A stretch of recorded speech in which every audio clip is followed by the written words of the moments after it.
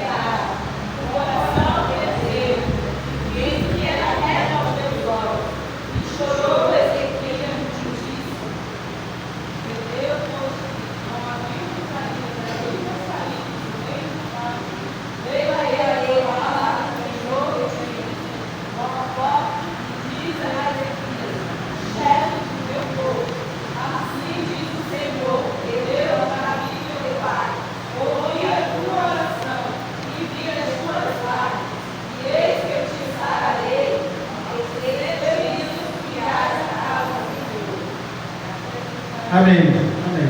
Só tem, meu senhor. Obrigado. Queridos irmãos, poder sentar, por favor. Nós estamos diante de um texto sagrado, onde fala de um personagem, de um homem, de um rei, muito conceituado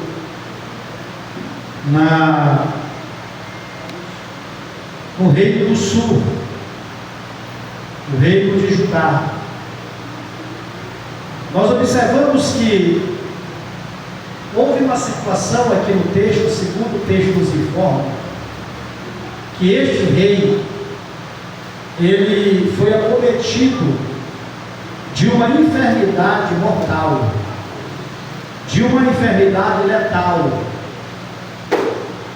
aonde ele já tinha praticamente a convicção de que através daquela enfermidade ele chegaria a óbito, ele chegaria a falecer.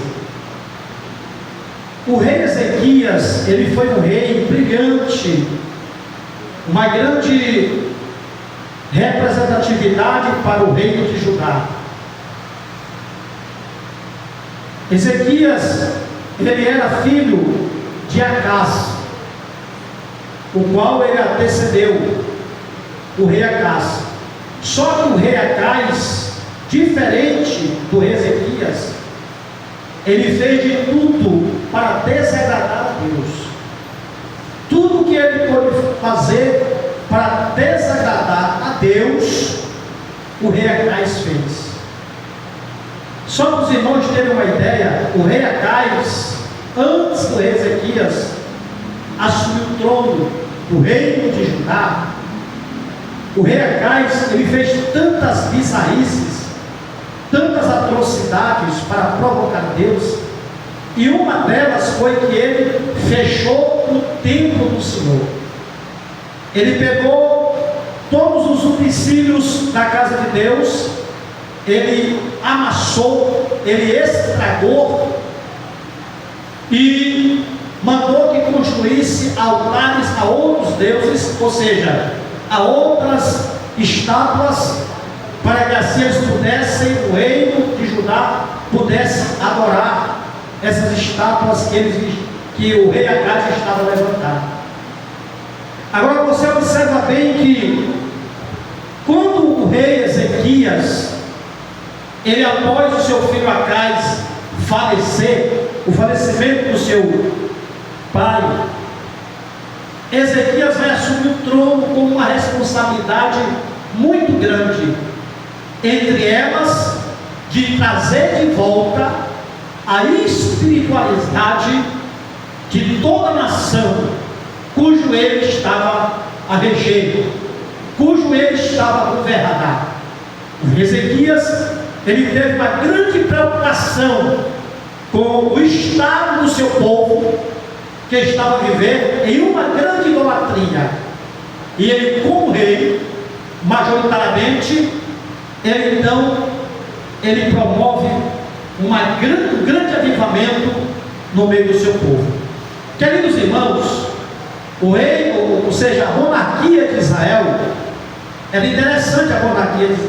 A monarquia de Israel, que era regida pelos reis, era interessante.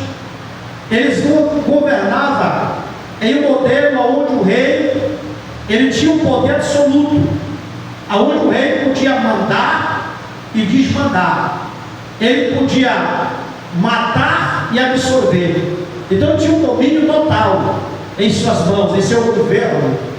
Mas também a monarquia de Israel era regida conjugadamente com a teocracia de Deus, ou seja, era um governo monárquico, mas também era um governo teocrático.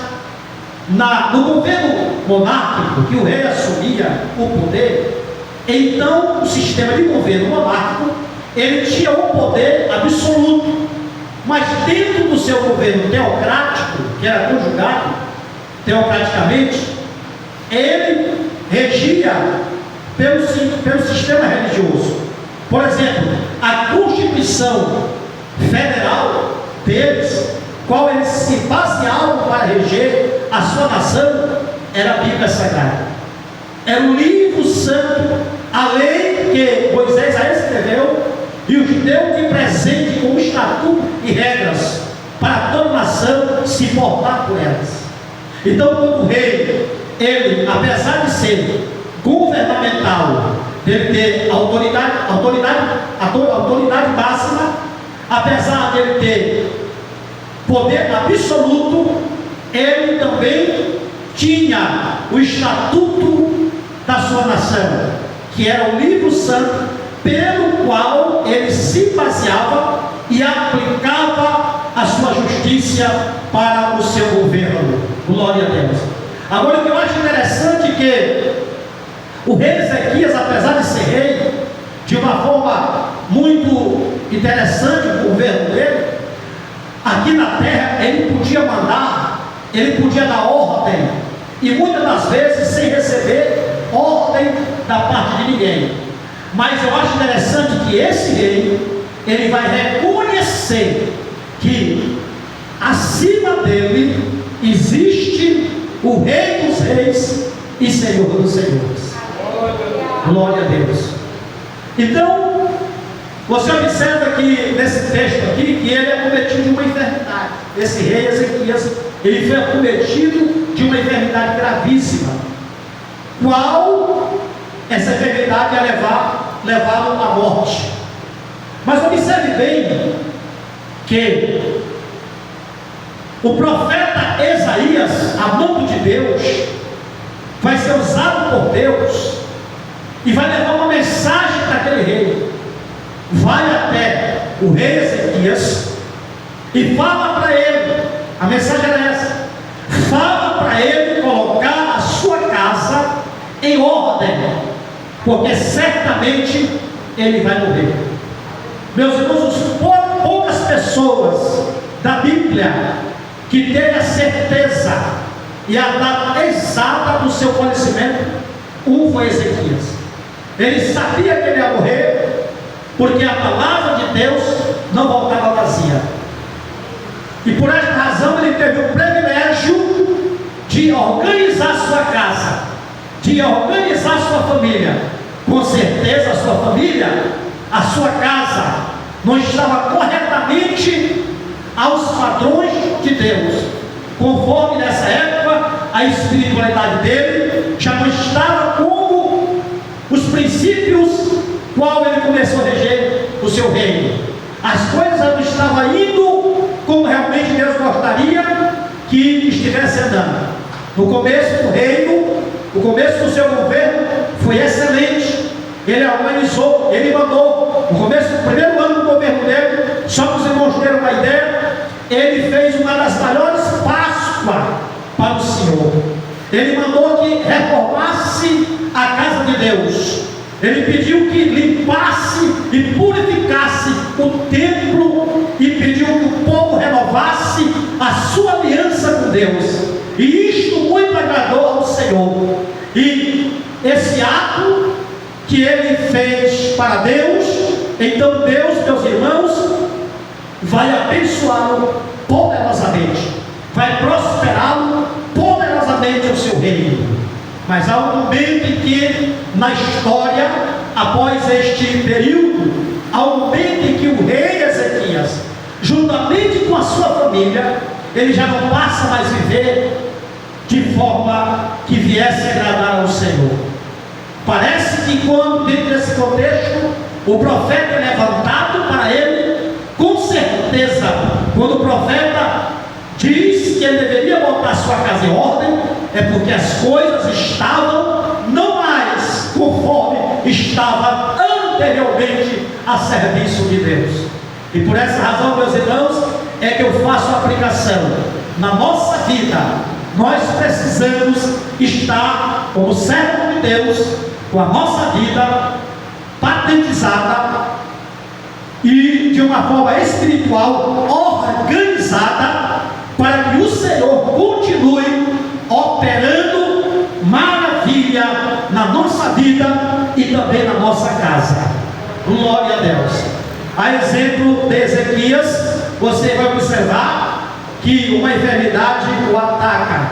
Mas o que eu acho interessante é que quando o profeta chega para ele e diz para ele organizar a sua casa, porque certamente ele vai morrer, ele não revida, ele não questiona a mensagem de Deus.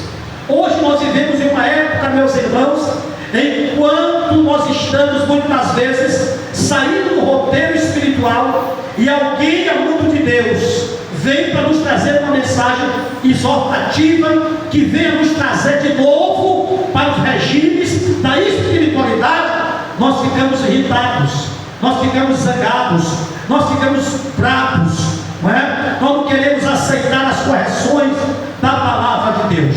Mas a palavra de Deus, meus irmãos, ela não vem para nos lançar fora de Deus. Muito pelo contrário, a palavra de Deus, ela vem para arrancar aquilo que está nos levando para estar distante de Deus.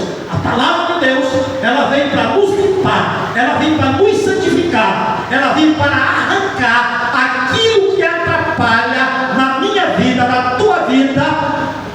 Glória a Deus, que Deus operar como Ele quer operar na sua vida e na minha vida. Por esta razão, o profeta vai até o rei Ezequias e ele não questiona, mas sim ele aceita.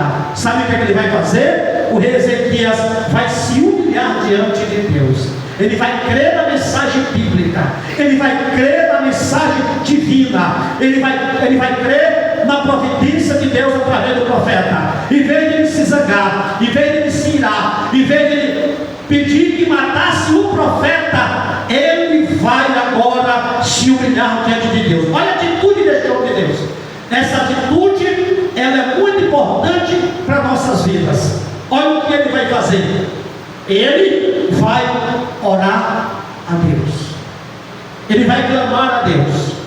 E um dos clamores e um dos pedidos que ele vai fazer para o Senhor nosso Deus é esse: lembra-te, Senhor, lembra-te quando eu andei corretamente na tua presença. Lembra daquilo dos meus primeiros anos, quando eu fiz tudo aquilo, aleluia, do reino de Judá. Como eu levei o povo a te adorar, como quem diz: Senhor, não leve em conta o erro da minha família, não leve em conta esse desastre que está acontecendo momentaneamente, não leva em consideração os meus erros atuais que eu estou vivendo, mas pela tua misericórdia, lembra do passado, lembra quando eu investi na tua obra, lembra quando eu plantei na tua obra, lembra quando eu executei o que era bom na tua obra. Meus amados irmãos, eu quero abrir um parêntese aqui, para te esclarecer alguns detalhes importantes na nossa vida cotidiana. Queridos, você pode observar que nós podemos ter 1001 qualidades, mas às vezes, por algum erro, por algum defeito, ou por alguma coisa que a gente deixou de ajudar alguém, após ter ajudado tantas vezes, quando assim podíamos, mas pelo momento que você deixou de ajudar alguém, porque não pôde naquele momento, as pessoas, eles esquecem todos os benefícios que um dia, quando você o pôde ajudar, você o ajudou. As pessoas são fáceis para esquecer aquilo que se faz de bom para as pessoas. Por exemplo, nos defeitos ninguém aplaude, nos defeitos ninguém atira flores, no defeito ninguém faz isso. Mas, meus amados irmãos, eu louvo a Deus, eu agradeço a Deus, porque a visão de Deus, a ótica de Deus, não é como a ótica humana. A ótica humana olha só os defeitos, mas Deus olha, é verdade, as imperfeições, mas Ele tira as imperfeições e faz acontecer o que é perfeito para a glória do nome do Senhor. Queridos irmãos, então você vai observar que o rei Ezequias, ou seja, Deus então vai falar com o profeta: volta e diga para ele que eu vou curar, eu vou sarar. Olha, Deus está respondendo pelos bens e pelos benefícios que o rei Ezequias tinha investido no reino do Senhor, no reino de Judá. Glória a Deus. Queridos irmãos, eu me arrisco a dizer que tudo aquilo que você tem plantado no reino de Deus, Deus não esqueceu. Deus jamais vai esquecer. Eu me arrisco também a te falar que quando você estiver orando, Deus vai estar te respondendo pelos benefícios que tu tem investido no reino do Senhor nosso Deus. Glória a Deus. Todas as tuas ofertas que tu tens investido no reino de Deus, todos os teus dízimos que tu tens investido no reino de Deus, tudo aquilo que tu tens feito para promover a paz no reino de Deus, tudo aquilo que tu tens feito de bom para o reino de Deus, quando você estiver passando pelo momento difícil na vida, eu quero te avisar, eu quero te orientar pela palavra de Deus, que quando você fazer o seu clamor, Deus também vai te atender, Deus também vai te socorrer, Deus vai socorrer a tua família pelo bem que tu tens feito para o reino de Deus. Tudo que tu fizer de bom para o reino do Senhor, Deus não vai esquecer, porque Deus tem uma memória infalível. Aleluia, glória a Deus. E na memória de Deus, Ele não sofre de amnésia, Ele não sofre de esquecimento. Tudo que você tem investido no reino de Deus, se prepare para receber em dobro, porque Deus é fiel, assim como Ele foi fiel com o rei Ezequias. Glória a Deus, glória ao Senhor. Você observa que história linda do rei Ezequias, Queridos irmãos, que diferença importante entre o pai e o filho aqui. Você observa que o pai do rei Ezequias, que era Acais, ele fez muitas atrocidades. O rei Ezequias tinha, quem sabe, a exemplo do seu pai, no caso Acais, ele sendo criado, ele assumiu, por exemplo, o rei Ezequias, ele assumiu com 25 anos o rei. Ele tinha aproximadamente 25 anos, ou seja, durante esses 25 anos, o que ele presenciou? Ele presenciou coisas terríveis. Ele presenciou seu pai dentro do templo, levando um altar que ele copiou lá da cidade de Damasco, da Síria. Ele viu o modelo do altar, aonde eles sacrificavam os seus sacrifícios, as suas oferendas, as suas ofertas naquele altar, ali aos deuses pagãos, as suas estátuas naquela região. Ele viu aquele grande altar, no caso Acais, e trouxe para dentro de Israel este modelo, e mandou que o sacerdote fizesse isso, e pegou o altar do Senhor, o altar de Deus, e tirou e colocou no canto, recanteou o altar oficial da nação, aonde o povo chegava para se relacionar com Deus. Por exemplo, naquele altar, eu acho interessante, naquele altar, que havia um altar do Senhor, uma oferta chamada oferta de paz. Aquela oferta de paz, que era chamada oferta pacífica, era uma oferta que as pessoas traziam, um sacrifício que as pessoas traziam para aquele altar, para o Senhor, era dizendo: eu quero ter paz com Deus, eu quero que o meu relacionamento com Deus, todo o conflito, todo o atrito que o pecado causou em minha vida, através dessa oferta, neste altar, eu quero trazer de novo o meu relacionamento, a minha comunhão, aquela comunhão que Adão quebrou lá no jardim, aquele relacionamento que Adão tinha com o Senhor nosso Deus, que todos os dias Deus apresentava-se ali na sua comunhão com Adão. Diz que na virada do dia, glória a Deus, Deus aparecia para Adão, e Adão chamava Adão, e Adão se apresentava fazendo o seu culto na sua comunhão com a sua paz, porque ele era amigo de Deus e Deus era amigo de Adão. Mas você observa que depois que Adão peca, aquela amizade é quebrada momentaneamente. Então entra o conflito através do pecado, meus irmãos. Quando o pecado entra, ele afasta o homem de Deus, ele quebra aquela comunhão com Deus, ele lança o homem para mais distante de Deus. É o que está escrito lá em Romanos capítulo 3 e 23, que todos pecaram e afastaram estão da glória de Deus. Que glória é esta? A glória que um dia Adão tinha conhecido lá no jardim, no Éden, aquela glória poderosa que fazia com que Adão sentisse a alegria mais profunda, mais intensa, no estado de comunhão com o Criador. Louvado seja Deus.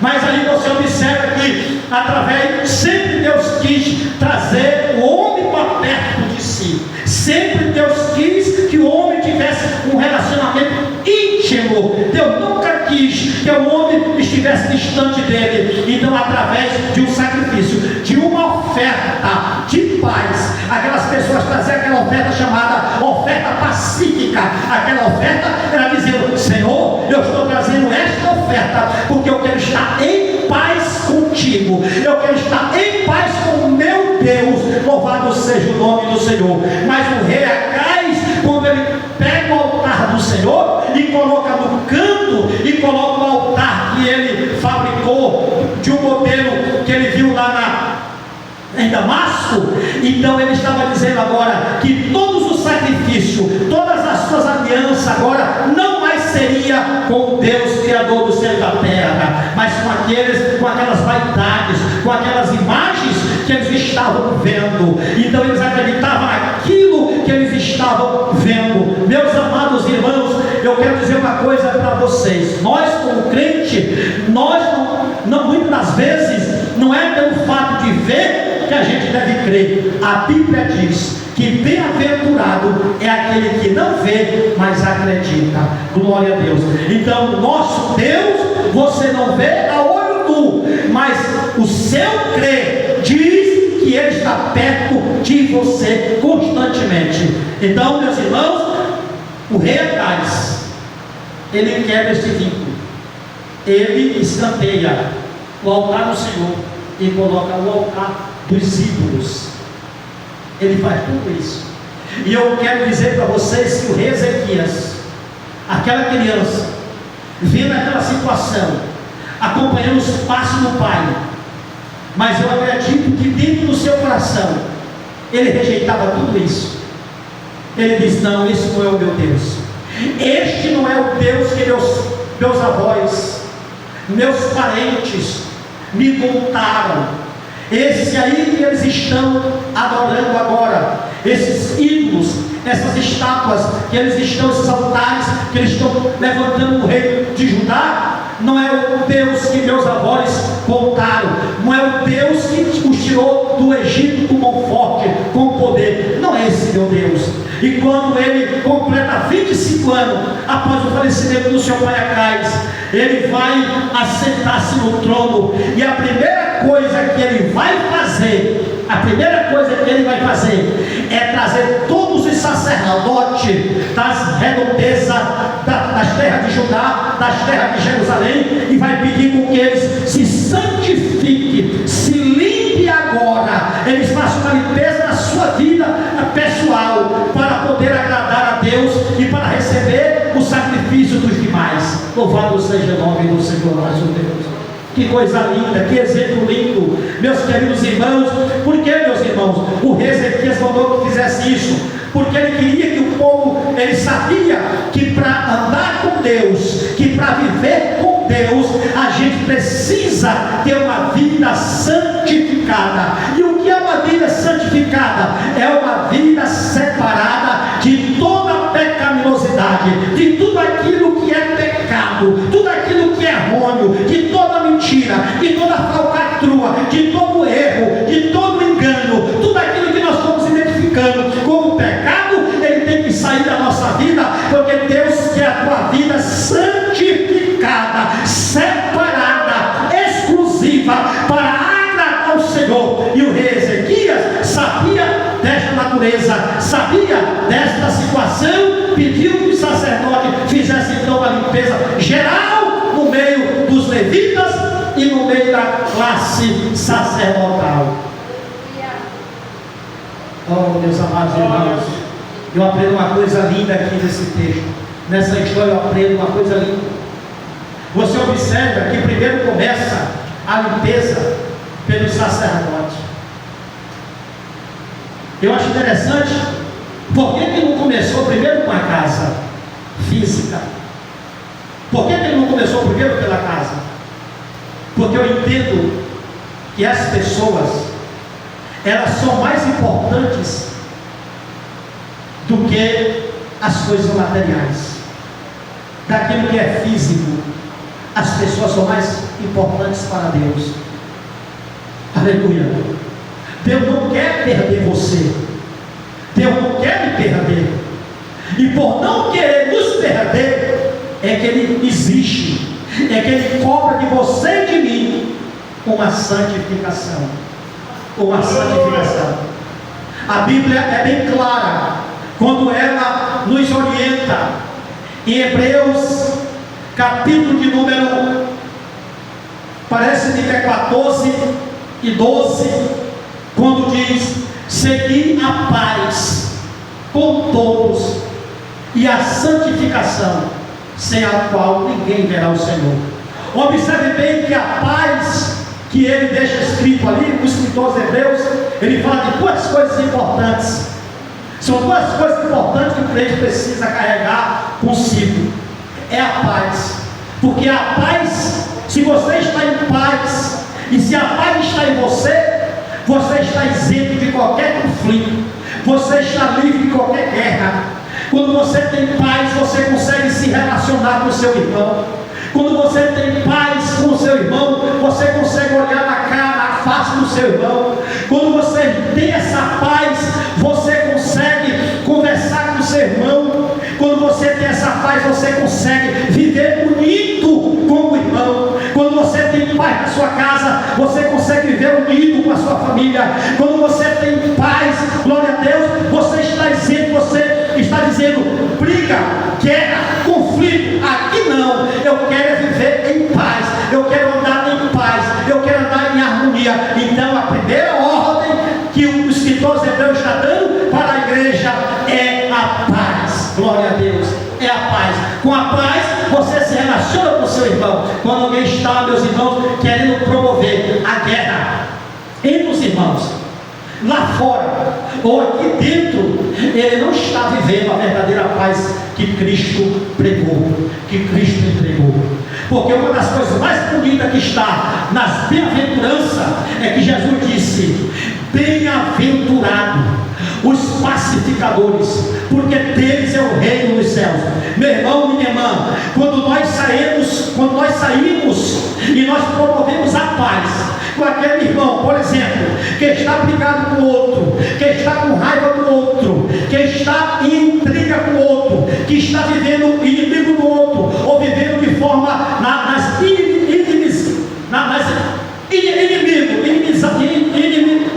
inimizades.